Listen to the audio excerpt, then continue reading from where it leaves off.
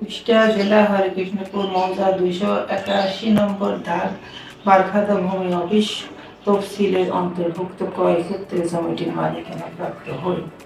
2014 সাল থেকে জমিটির খাজনা বন্ধ থাকার কারণে বিভ্রান্তিকর অবস্থায় আছে। আত্মীয় মারফতে জানতে পারি হিউম্যানিটিস ল ফার্ম উক্ত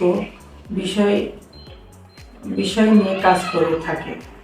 বিধায় আমাদের হৃদয় আপ্লুত আকুল আবেদন, আমরা সুদীর্ঘ 14 বছরের জমিটির সমস্যার থেকে একটা গ্রহণযোগ্যতা সম্পন্ন সমাধান চাই।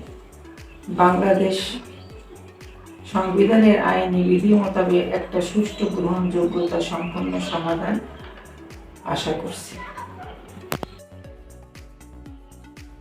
আমি মোহাম্মদ মনোয়ার হোসেন, বাবা মোহাম্মদ মোয়াজ্জেম হোসেন মন্ডল, হরিকৃষ্ণপুর মৌজার 281 নম্বর দাগে আমার একখণ্ড জমি এখানে আছে এবং দীর্ঘদিন আমি এখানে বসবাস করে আসছি।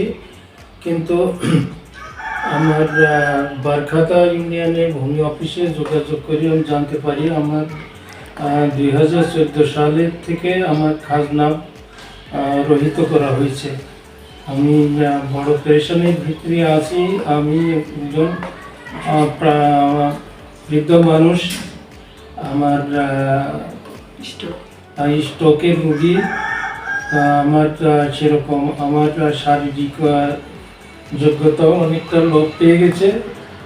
আমি এইটা নিয়ে আমি বড় পেরেশানির ভিতরে আছি। আমার এই জমি খণ্ড নিয়ে আমি আপনাদের এই ল ফার্মের মাধ্যমে আমি জানতে পারবি যে আমার এই হিউম্যানিটি ল ফার্ম যা কিছু কিছু সমস্যার সমাধান করে থাকে, আমি তার দ্বারস্থ হই এবং সম্পর্কে সেও আমার মেয়ের মতোই।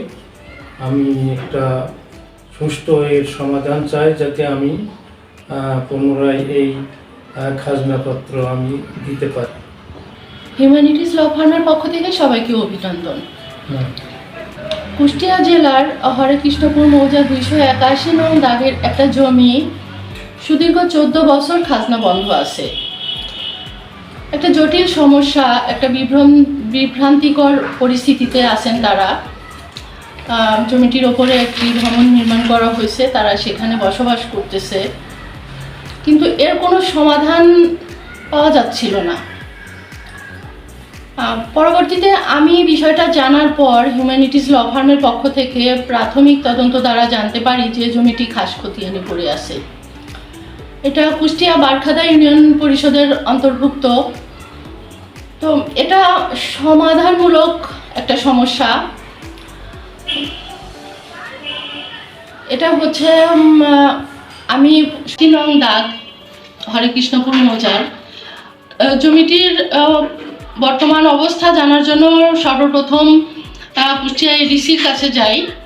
এডিসি আমাকে রিফিউজি করে, একটু বিরক্তিকর সমাধান দেয় আমাকে। আমি পরে একটু সংশয়ের মধ্যে এসি ল্যান্ডের কাছে যাই।